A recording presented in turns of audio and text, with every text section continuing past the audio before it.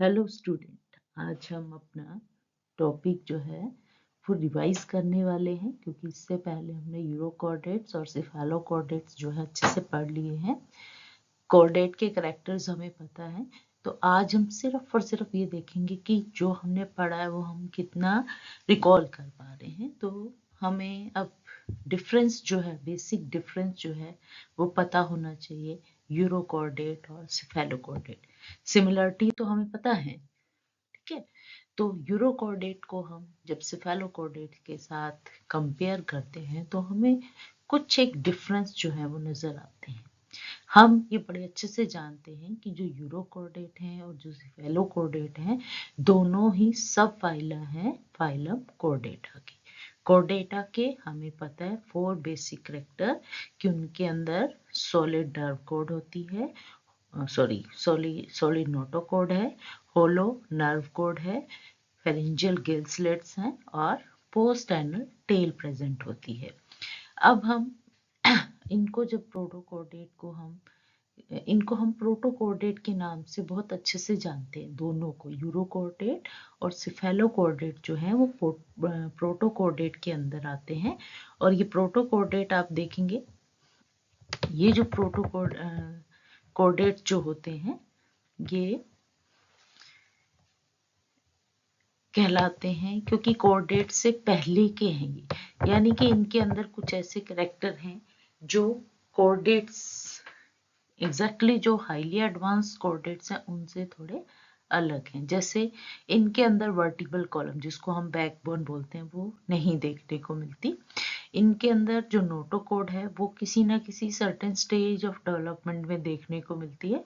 चाहे हम यूरोकॉर्डेट की बात करें कि उनमें लार्वल स्टेज में थी, और जो सेफेलोकॉर्डेट्स होते हैं उनकी हेड टू टेल जो है वो नोटोकॉर्ड प्रेजेंट होती है। तो जो मेन डिफरेंस है इन दोनों के बीच में, यूरोकॉर्डेट्स और सेफेलोकॉर्डेट्स में, वो हम एक एक करके जो है रिवाइज करेंगे। तो यूरोकॉर्डेट को हम ट्यूनिकेट्स बोलते हैं। अब आपको ये बड़े अच्छे से पता है, इनको हम ट्यूनिकेट्स क्यों बोलते हैं। क्यों बोलते हैं? क्योंकि इनके चारों तरफ एक ट्यूनिक जो है टेस्ट जो है वो प्रेजेंट होता है, जो कि एक सेलुलोज ट्यूनिसिन से मिलकर बना होता है।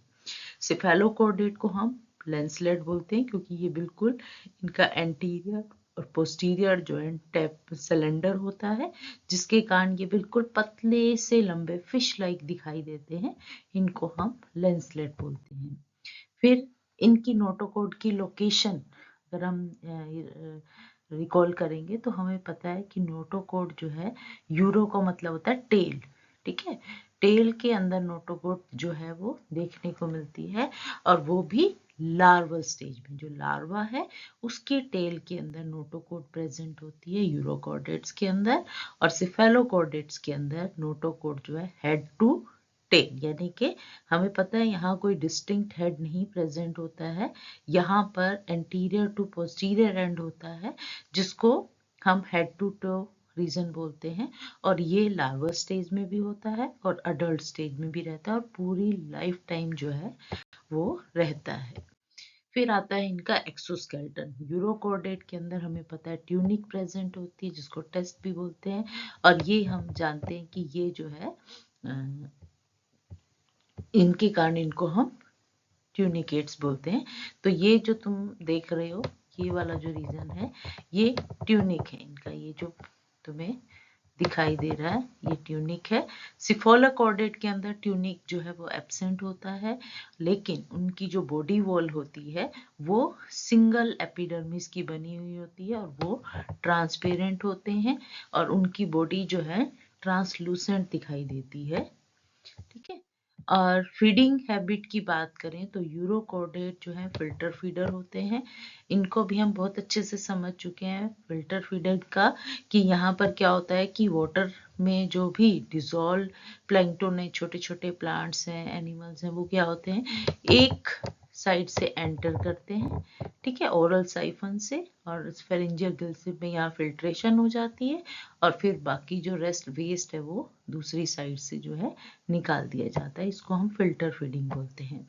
दूसरे सिफेलोकोर्डेट, सिफेलोकोर्डेट में हमने बोला था सिलरी फीडर्स होते हैं। ये सिलरी फीडर का मतलब होता है कि इनके अंदर स्पेशल सीलिया प्रेजेंट होते हैं जो वाटर करंट क्रिएट करते हैं, और वो भी कहाँ पर, ये जो आप देख रहे हैं ना, ओरल हुड, ठीक है, ये इनका ओरल हुड होता है। यहाँ पर ओरल सिराई जो है वो प्रेजेंट होते हैं, जो लगातार बीट करते हैं, जिसके कारण जो वाटर करंट जनरेट होता है, फाइटोप्लैंक्टन जो है वो माउथ के थ्रू जो है वो एंटर हो जाते हैं।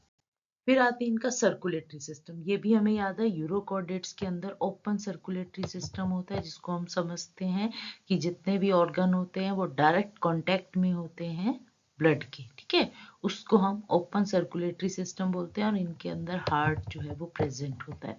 यहाँ पर आप देखेंगे ये हार्ट जो है वो प्रेजेंट है यूरोकॉर्डेट के अंदर, ठीक है।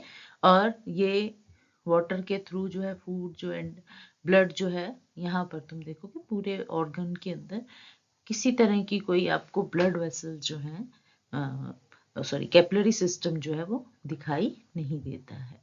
फिर आते हैं सिफेलोकॉर्डेट के अंदर जो है बिल्कुल ऑपोजिट क्लोज सर्कुलेटरी सिस्टम होता है, हार्ट एब्सेंट होता है, ठीक है। हमें ये भी याद है कि यहाँ पर जो है बॉडी की मसल्स होती हैं जो मूवमेंट करती हैं, कॉन्ट्रैक्ट करती हैं, जिसके कारण ब्लड सर्कुलेशन जो है वो जनरेट होता है, और ब्लड की मूवमेंट जो है वो होती है, और ब्लड जो है वो alternately left to right, right to left जो है वो मूव करता है।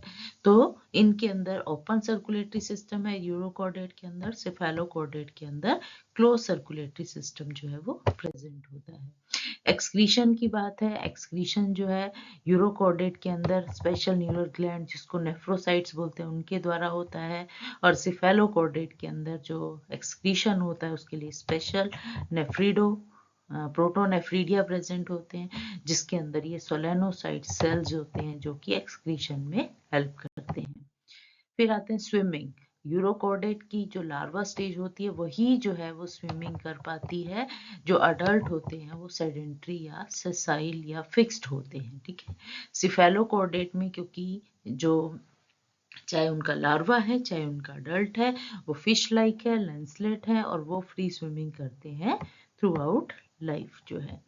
फिर मेटामॉर्फोसिस, ये भी बहुत इंपॉर्टेंट डिफरेंस है। यूरोकॉर्डेट के अंदर हमने पढ़ा रिट्रोग्रेसिव मेटामॉर्फोसिस होती है, जिसका मतलब क्या होता है कि जो लार्वा होता है वो वेल डेवलप होता है, उसके अंदर आप तुम देखोगे टेल है, ट्रंक है, ये सब जो फेरेंजियल गिल स्लिट है, ठीक है, ये सब जो कॉर्डेट के करेक्टर सभी प्रेजेंट होते हैं। लेकिन ये अडल्ट के अंदर तुम देखोगे कि उनके अंदर बॉडी जो है डिस्टिंक्ट नहीं होती, उसमें किसी तरह का ट्रंक और टेल अनसेगमेंटेड हो जाती है, इनके अंदर नोटोकॉर्ड एब्सेंट होती है। तो बहुत सारे ऑर्गन या स्ट्रक्चर जो हैं जो कि लार्वा स्टेज में थे लेकिन अडल्ट स्टेज में वो देखने को नहीं मिलते हैं, और यहाँ इसको हम बोलते हैं क्योंकि लार्वा वेल डेवलप है और अडल्ट जो है वो लेस डेवलप है।